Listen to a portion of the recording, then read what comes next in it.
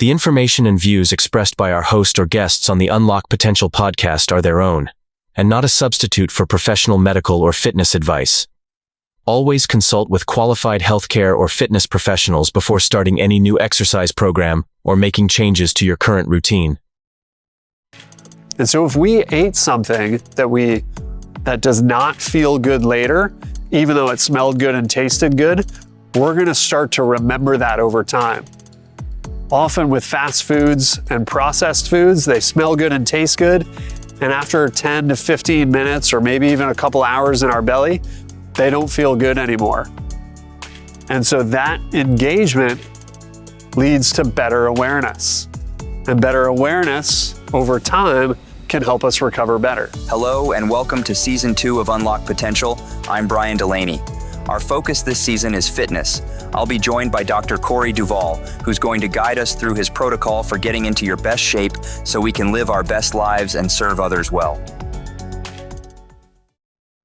Hi, and welcome back to Season 2 of Unlock Potential.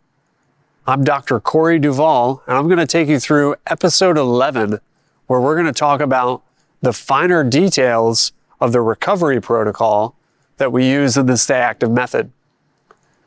In recent episodes, we've really gotten into the finer details of the tissue damage and recovery process and how that can go smoothly or get blocked or impeded over time. But now we want to bring it back to some real life situations that you can take on each and every moment in order to help yourself through appropriate recovery from tissue damage. The recovery protocol is meant to guide us through the descent into the afternoon and evening after our exercise. You can see this red line here. This is meant to represent the height and valley of our stress hormone on a daily basis. Our stress levels are meant to be higher in the morning and then descend in the afternoon and evening, with the bottom of that stress zone being the deep sleep that we're looking for. The next day we wake up, our stress hormone is higher, and then we descend again down into the afternoon and evening.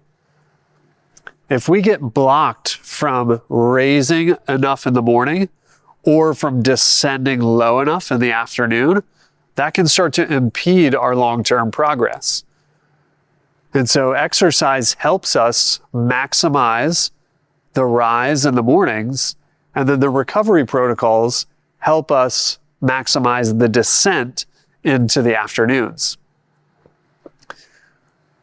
We've talked a lot already about hydration with water and salt, and we've talked a bit about breath expansion, being expanding the edges of our breathing to slow it down over time. We're meant to naturally have a faster breathing rate with higher stress hormone in the morning hours, descending to a slower breathing rate and less stress hormone in the afternoon hours. And regularly focusing on breath expansion during our recovery helps that descent occur. Now, as we're descending through with our breath expansion, there are some things that may start to stimulate us to keep moving throughout the day and get the things that we need to maximize that recovery. One of the large drivers of our recovery is our food intake.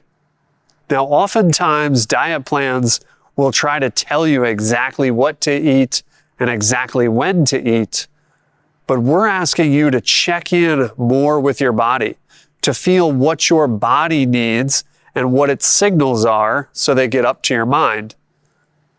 We've got our digestive tract, which can have some of our food already left over, and we can have all of the tissues of our body that are needing to recover.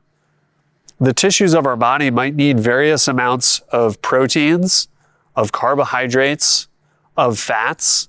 They might need various vitamins and minerals and other trace elements. And all of those needs, when we slow and calm our breath, send signals up to the brain, and we become aware of what we need. as we continue to slow that breath, we start to maximize our digestion, and we start to get signals from the gut of what's already in here being digested currently. And the signals of what our body needs and what our gut already has go up to the brain, and whatever is left over is what we feel hungry for. And so appetite awareness is the first step to that recovery. What do I need? What do I already have? What's left over? Now, the next step to that is acceptance. Because sometimes we've been told on a diet plan that a particular food or a particular nutrient is bad for us. And if our body is saying we need it, and our gut is saying we don't yet have it, and we're hungry for it, but we have that mental barrier to it, we're going to limit our actual recovery. And so we need not just the awareness, but also the acceptance that that's what our body is asking for. Once we've accepted it, we then need to engage it. We actually need to eat that food. Now, engagement has a few different steps to help us learn over time to have better awareness and better acceptance. The food first sounds like it would be appetizing. The thought of it stimulates our hunger levels. The next is that it smells good. Food is meant to be smelled even before it's tasted. That starts our digestive process, and if it smells good, it's appetizing and we want to eat more of it. And if it doesn't smell good to us, we need to accept that and choose not to engage that food. After it smells good, we take a bite and it should taste good. If something smells good but doesn't taste good, there's something off about it and we need to go ahead and set it aside. But if it tastes good, we need to trust that and allow ourselves to eat more of it. Now, some foods in our modern culture have been specifically engineered to smell good and taste good. And so we can start to eat more of those than we should, which is why the third step to engagement is that it should feel good. Now, because we're still descending through our recovery protocol, we're regularly engaged in breath expansion, both before the meal, during the meal, and after the meal. Because when we engage in breath expansion after the meal, we become really aware of how comfortable our digestive process is. And so if we ate something that does not feel good later, even though it smelled good and tasted good, we're going to start to remember that over time. Often with fast foods and processed foods, they smell good and taste good. And after 10 to 15 minutes, or maybe even a couple hours in our belly, they don't feel good anymore. And so that engagement leads to better awareness. And better awareness over time can help us recover better. So we want to think about foods. They should sound appetizing to us. They should smell good. They should taste good. They should feel good. And then finally, they should leave good. As they exit the digestive tract, it should be comfortable and steady, not urgent and not difficult. And any variation, any alteration of that process, as long as we're focused on breath expansion, will improve this over time and will allow us to more and more easily descend into that recovery. So we're hydrating ourselves well, we're engaged in breath expansion, we've got appetite awareness, acceptance, and engagement. Something else that might prevent us from fully resting is mental task completion. There will be some sort of mental task, either a journal article or filing taxes or doing bookkeeping or reading a book or solving a puzzle or some other mental task that needs to be completed before we can fully rest for the day. And as we slow our breath, thoughts about that might pop up over and over. And when those thoughts pop up, we want to go ahead and complete that task. Hey everybody, Brian Delaney here. I hope you've been enjoying our second season of Unlock Potential as Corey and I break open some great fitness advice as well as just other life advice that we know is going to help you and add a ton of value. If you're just a casual listener, soak up the content we're bringing you. It's exceptionally valuable content at no cost to you. But if you're like me and you're like, I want the next levels, I want more information, I want more in depth, I want the extra content, come join us as one of our Patreon subscribers. Support the channel, get to the next level, and unlock your potential. If we start avoiding those mental tasks, they're going to pop up more and more and more. And the more we avoid them, we start to lose the ability to descend easily into sleep. We have trouble getting to sleep. We have trouble staying asleep. And so starting to learn how to complete those mental tasks make each day's descent easier and easier. As we slow our breath, we might find our body is craving some connection with ourself. This means some sort of self-massage or some awareness or checking in. Also, we may need connection with community. That might be a conversation with a friend or some sort of physical engagement with a partner or a loved one. If you think about animals in the wild, often when they're resting and relaxing, they're also preening each other, they're cleaning each other, they're grooming each other.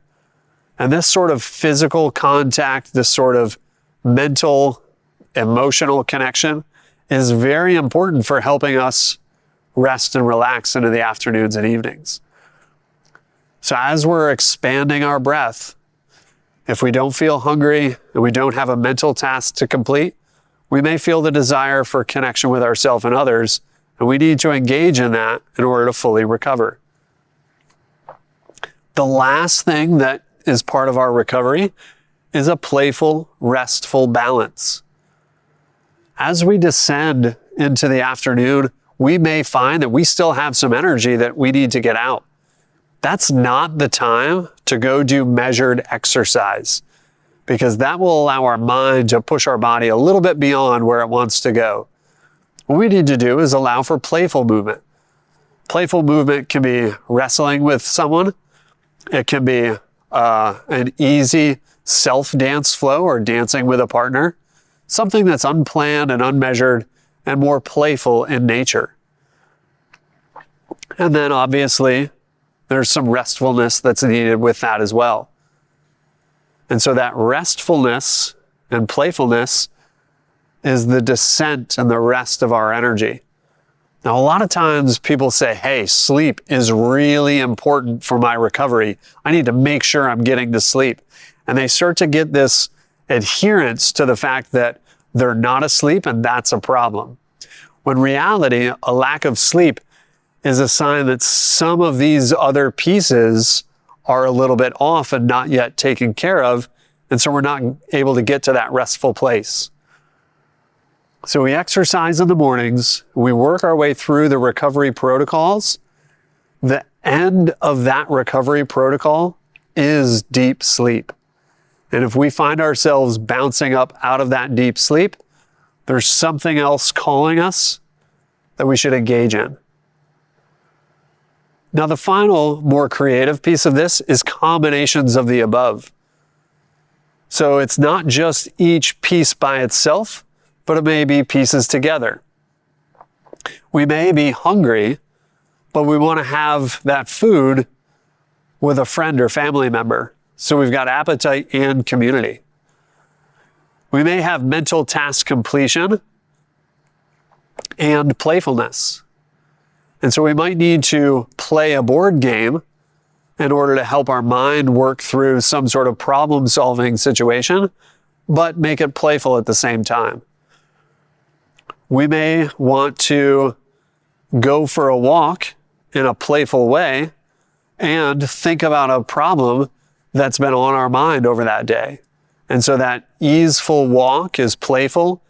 the connection with self and moving your body through nature, and then completing that mental task. Every step of the recovery that we need is included in these priorities right here. We start with hydration, with water and salt. We slow our breath. We become aware of what our body, mind, and spirit need. And we offer that over and over and over as we descend into the afternoon. We eventually fall asleep. We wake back up the next day. We exercise. And again, just work our way through these layers day in and day out. The better and better we adhere to this cycle, the greater we're able to dose our tissue damage and recover from that tissue damage in order to maximize our abilities. If we don't challenge ourselves enough with high enough stress hormone in the morning, and if we don't descend low enough in the afternoons and evenings, we start to flatten out that curve. And that flatter curve means we aren't performing at our best, and we are going to, in the long run, be less helpful to others. Check out the official Unlock Potential store, where inspiration meets style. Explore our exclusive collection of gear inspired by the transformational messages straight from our Unlock Potential podcast. From trendy apparel that embraces the power of positivity to accessories that fuel your motivation. We've got something for every go-getter. Spread the messages of empowerment, energy, and motivation that you get from the Unlock Potential podcast by grabbing your gear today. We've been talking a lot recently about tissue damage and recovery from that. And these are the maximal lifestyle factors that we can take on to improve our recovery day in and day out. I've seen these simple steps help people over and over and over. These simple approaches about checking in with what your body needs and doing it in the order that your body is asking for it allow people to unlock old patterns and redirect them. Unlock old energy blocks and free flow through them. Develop capacity and awareness to feel their limits, to feel the spots where they were ignoring themselves before, and help improve their awareness there and maximize their recovery. I know it's helped me. I know it's helped many others in my community. I'm really excited that it's going to help you as soon as you start to engage in these steps. See us again on Patreon, and in the coming weeks, we're going to really be finalizing our deep depths and then start to wrap this season up so that you have the action steps ready to maximize your fitness. What are some of the results that you see? What are some of the outcomes that you see from people who are practicing this and make this a part of their daily life? That's a really good question. So the breath expansion is about nudging and influencing the comfortable subconscious breath that we take.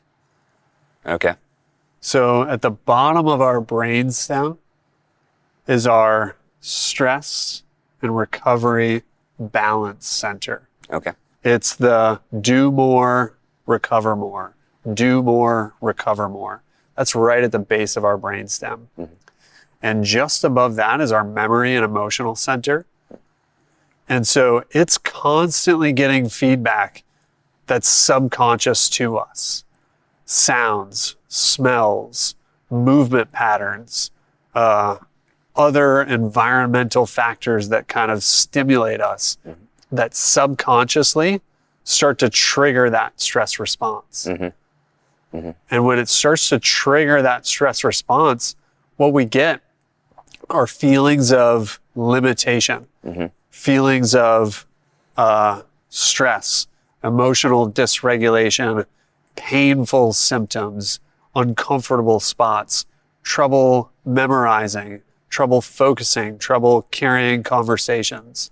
And when we start to notice those things, we don't fix those things immediately. What we do is we go to the interim through that all the way down to our breath. Okay. And when we take those awarenesses, those limitations, and go first to our breath, that's what accesses all of the other opportunities that we need to recover. Because in the past, we may have avoided something we were hungry for. We didn't recover. Because we didn't recover, we ended up with some extra soreness. That extra soreness got ignored and then became a layer, so that as soon as we feel soreness there, it starts to trigger out a stress response evolutionarily for us to go get food. But in our particular pattern, we just avoided it. And so if I feel pain down here and I go to take care of that pain first, what I'm doing is I'm focusing on the body part instead of the calm state. Thank you for joining us for this episode of Unlock Potential. For exclusive content, make sure to subscribe to our Patreon. Follow us across all socials at @TheBrianDelaney and visit our website at thebriandelaney.com to shop our gear and see what's coming up next.